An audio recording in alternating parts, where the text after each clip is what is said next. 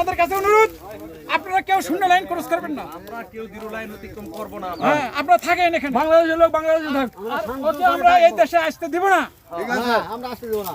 ওকে আমরা এই দেশে আসতে দিব না। ওই দেশের লোক ওই দেশেই থাকবে সে।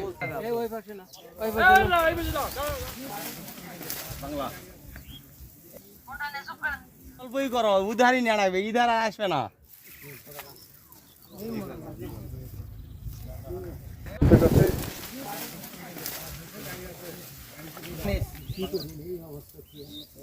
সকাল থেকে স্যার যে লোকটা স্যার আমাদেরকে পুশিং করছিল স্যার, আমরা তো ব্যাগ দিছি।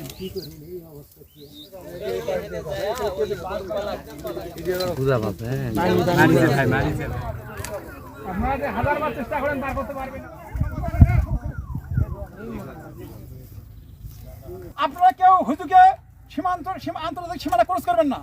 শূন্য লাইন কেউ অতিক্রম করবেন না। আপনারা ধৈর্য ধরেন।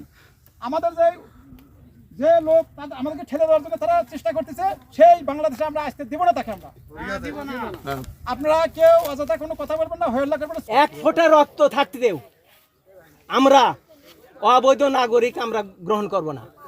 আপনারা প্রমাণ সাপেক্ষে যেটা দিবেন সেটা আমরা গ্রহণ করব। 30 গজ ভারতের ভিতরে আছে স্যার, সেখানে বিএসএফ সাথে আছে স্যার। তাকে বিভিন্ন দেওয়ার পরে স্যার ওই লোকটা ভারতের 30 গজ ভারতের ভিতরে শুয়েছিল স্যার, পানির মধ্যে ওরা বসে রাখছিল। এখন স্যার ওখান থেকে উঠে ওই লোকটা আবার কি করছে, ওখান থেকে উঠে বিএসএফ এর দিকে আসছে স্যার। ওই জায়গা থেকে 100 গজ দক্ষিণের দিকে আসছে। দক্ষিণের দিকে আসে 279 বিএসএফ থেকে স্যার 30 গজ ওই ভারতের ভিতরে স্যার ওই বিএসএফ এর কাছে বসা আছে। বিএসএফ ওখানে ঘেরাও করে রাখছে।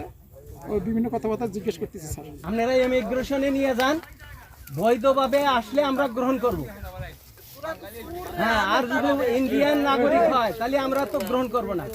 সকালবেলা একটা মানে ইন্ডিয়া থেকে একজনকে পুশিংয়ে পার করে দিছে। তো আমরা গ্রাম প্রতিবেশী আসছিলাম, দেখছি যে পার করে দিছে। তারপর বিজিবিকে বলছি যে হলো পুশিংয়ে পার করে দিছে লোকজন। তারপর বিজিবি আমরা মিলে তাকে পার করে দিছি। বয়স মিনিমাম 60-65 বছর হবে। বিএসএফ এরা অনেক মানে নির্যাতন করতেছে তাকে। ওই লোক বলছে যে আরো 400-500 জন আছে ওই পাশে, ওদেরকেও পুশিং এর জন্য আনছে।